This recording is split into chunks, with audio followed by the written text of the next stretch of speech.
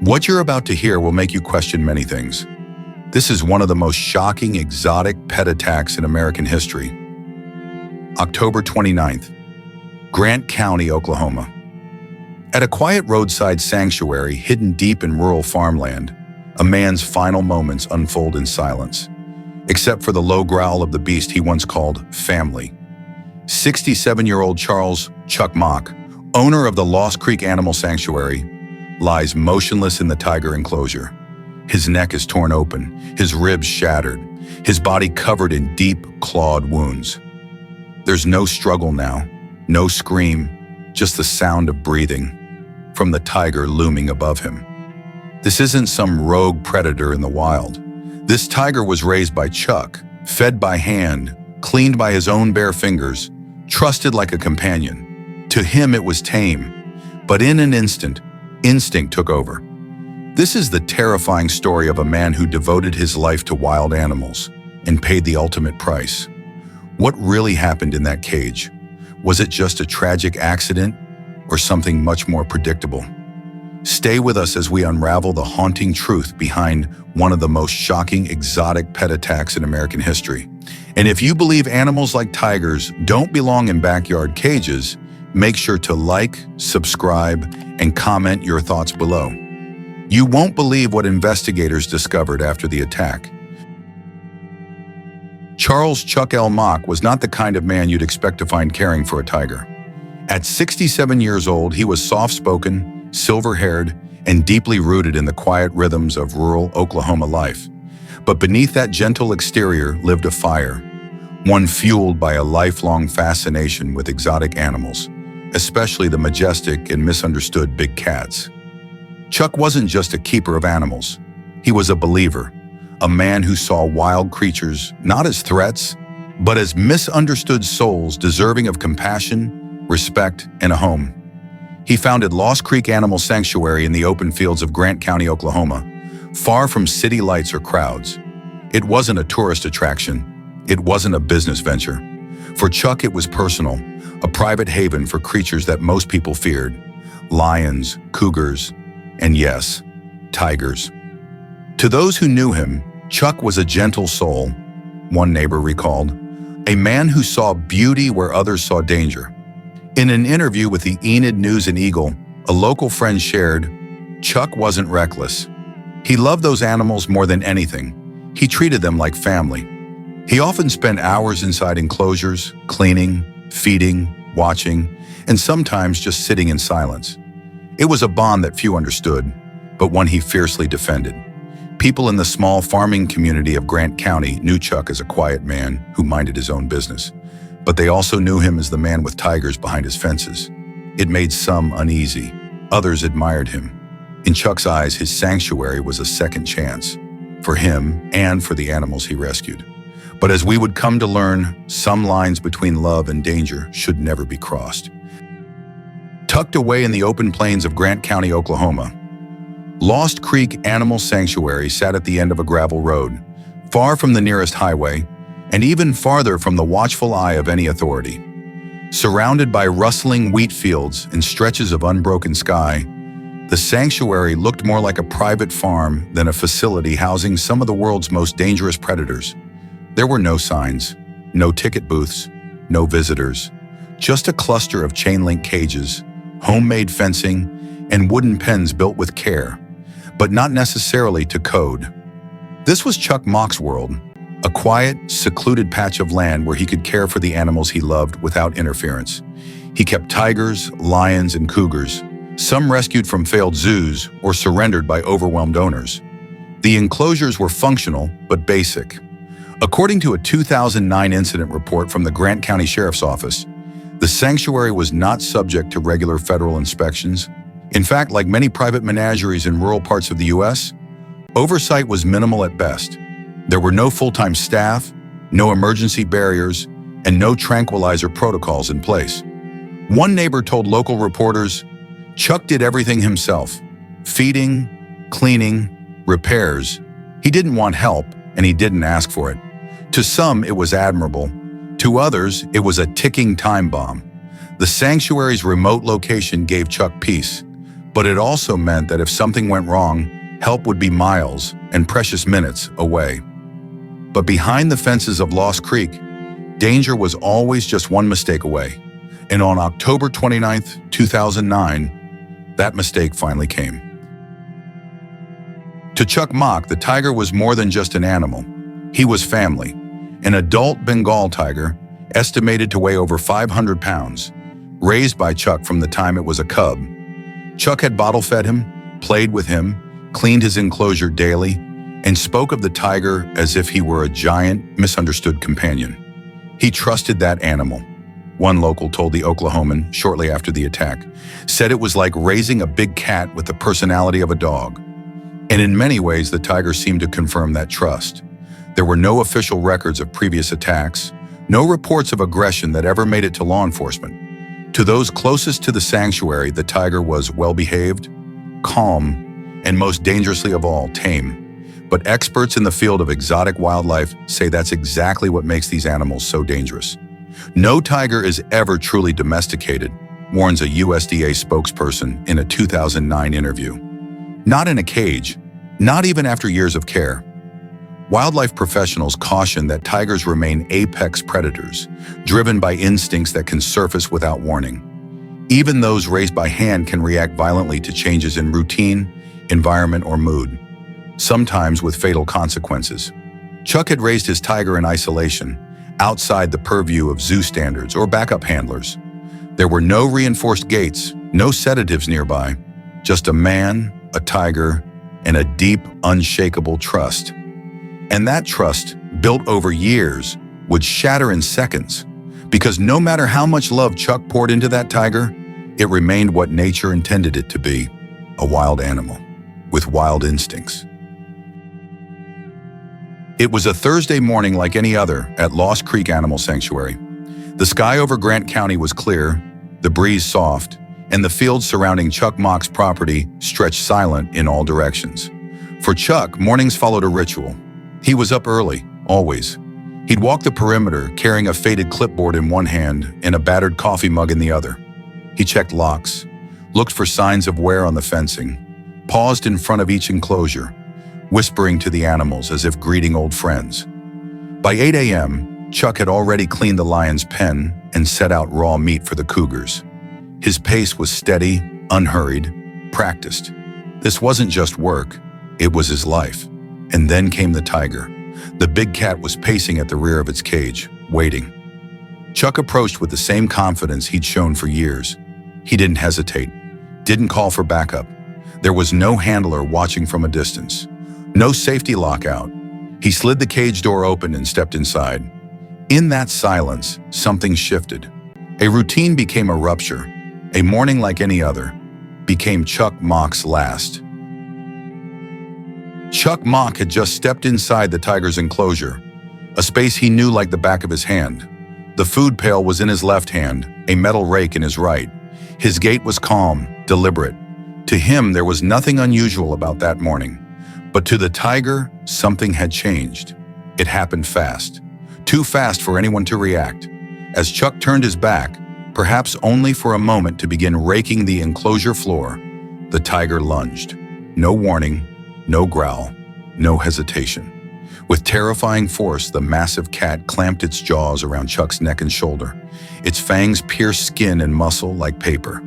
The initial strike knocked Chuck off his feet, and before he could even cry out, the tiger pounced, pressing his full weight, over 500 pounds, onto the man who had raised him from a cub. The struggle was brief. The tiger bit again, this time into Chuck's upper torso, crushing ribs and tearing into soft tissue. The air filled with the muffled thumps of a predator's assault and the wet sound of breath forced from punctured lungs. Chuck didn't stand a chance. Around 10 a.m., a relative, some reports say a family member who occasionally helped on the property, arrived to check on him. What they found was a nightmare. Chuck's body lay crumpled inside the enclosure, partially covered in straw and blood. His skin was shredded across the neck and chest. His face, pale and still, showed no signs of life. The tiger stood a few feet away, silent, watching. The relative called 911 immediately. Grant County Sheriff's deputies and paramedics were dispatched to the scene. But by the time they arrived, it was too late. Chuck Mock was pronounced dead at the scene. Massive trauma to the neck, extensive injuries to the upper torso, no pulse, no breath. In the official incident report, one deputy wrote, "Subject was unresponsive and bleeding heavily. Tiger was calm but not secured. Area cleared. Medical intervention not possible." The tiger, still inside the enclosure, was eventually tranquilized and later euthanized. A man who had spent his life caring for animals died in the jaws of one he had trusted the most. In the same cage he'd cleaned 100 times, Chuck Mock met a brutal and sudden end. And with him died the illusion that love alone could tame the wild. News of Chuck Mock's death spread through Grant County like wildfire.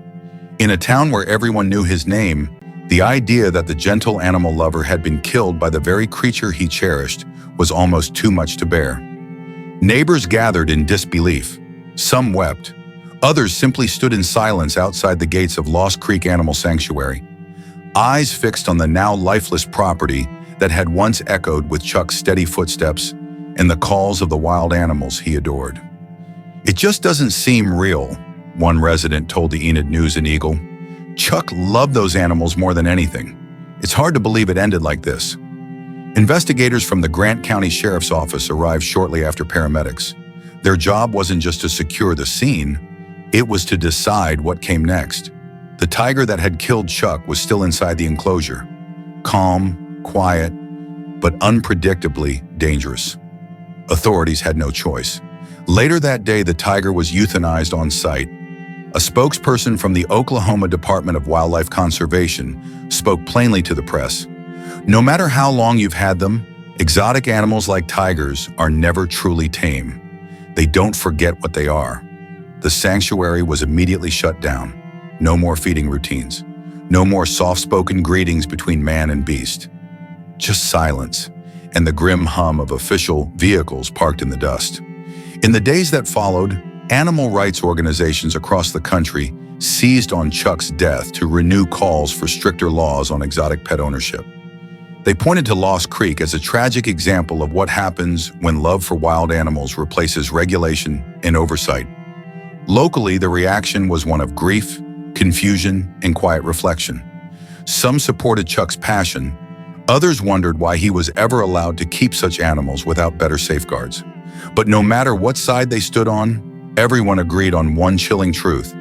It only takes one moment of instinct for a predator to remind you what it is. And for Chuck Mock, that moment was final. The death of Chuck Mock didn't just spark grief. It reignited a national conversation about the risks of keeping exotic animals in private hands. Because in 2009, Oklahoma was one of several states with minimal restrictions on owning big cats.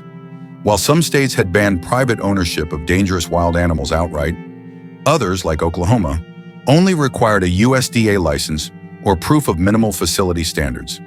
But the reality was even murkier. At the federal level, there were no unified laws regulating the private possession of tigers, lions, and other large predators. Oversight fell through a patchwork of agencies, and unless an animal crossed state lines or entered public exhibition, the USDA often had little authority to intervene. Chuck Mock's sanctuary was technically legal. He wasn't violating any major federal or state laws at the time. But what his case exposed was the danger in that legality, because just being allowed to keep a tiger doesn't mean you're fully equipped to manage one. Chuck Mock wasn't the first, and he wouldn't be the last. 2 years later, in 2011, the town of Zanesville, Ohio, would become infamous when another private exotic animal owner released dozens of wild creatures, including lions, tigers, and bears, before taking his own life. Authorities were forced to shoot and kill 49 animals to prevent disaster. That horrifying incident cast a nationwide spotlight on private zoos and exotic pet owners. But Chuck's death had already been a warning. A man with no staff, no safety perimeter, and no tranquilizer protocol had been keeping apex predators in a backyard enclosure. Animal welfare groups called for a nationwide ban. Wildlife officials testified about the public safety risks, not just for the owners, but for neighbors, first responders, and the animals themselves. Years later, the Big Cat Public Safety Act, first introduced in Congress, would aim to tighten regulations. But in 2009, Chuck Mock's death was still just one more tragic entry in a growing list of preventable maulings. The law hadn't caught up with the danger, and in that gap between passion and policy, Chuck Mock lost his life. Why would anyone choose to live alongside a creature that could kill them in seconds? What drives a person to raise a tiger in their backyard, to feed it by hand, to walk into its cage alone? For people like Chuck Mock, it wasn't about thrill or spectacle. It was about love, a love so deep it overrode fear. Chuck saw beauty in what others feared. He believed that with enough patience, kindness, and consistency, even a predator could become a companion. And he's not alone. Across the United States, private individuals have long kept lions, cougars, bears, even venomous snakes, not for profit, not for fame, but out of a deeply personal need to connect with something wild. Some call it fascination, others call it control. The idea that taming the untamable brings meaning or mastery. But often it's something even more human, the need to be understood by something dangerous and to believe you understand it in return. Chuck's passion blinded him to the threat. His daily routine made the tiger's presence feel normal, safe even. But when love becomes familiarity and familiarity replaces caution, danger stops looking like danger until it's too late. Is love enough to tame a tiger, or are some instincts impossible to erase? Chuck Mock's story is not just about a man and a tiger. It's about the illusion that we can rewrite nature with care. That devotion alone can undo evolution. So we ask you, would you trust a predator with your life? And more importantly, would you even realize you were doing it? Chuck Mock wasn't reckless. He wasn't cruel. He was a man driven by passion, by a love for animals that few could understand. In a world where most people turn away from predators, he leaned in. He gave them names, built them homes, and believed deeply that they could return that love. And maybe for a while, they did. But on October 29th, 2009, that fragile illusion shattered. His death was more than a personal tragedy. It was a warning, a reminder that the boundary between human affection and animal instinct is thin, and once crossed, it's irreversible. We must ask, how many more lives need to be lost before we stop pretending that wild animals can be domesticated? How many tragedies before regulation replaces leniency and safety replaces denial? The truth is, exotic animals aren't meant for cages and backyards. They are powerful, instinct-driven creatures whose needs far surpass the abilities of even the most well-meaning individuals. Chuck Mock's legacy is complicated. He cared, he tried, but in the end, his devotion couldn't protect him. Chuck Mock loved his animals, but in the end, the line between devotion and danger vanished, leaving only grief, blood, and a warning written in claw marks. Let his story be more than a headline. Let it be a turning point for safety, for awareness, for change. If this story moved you, share your thoughts in the comments. Like, subscribe, and turn on notifications for more true stories from the edge of human-animal relationships. Thanks for watching, and remember, love is powerful, but nature is stronger.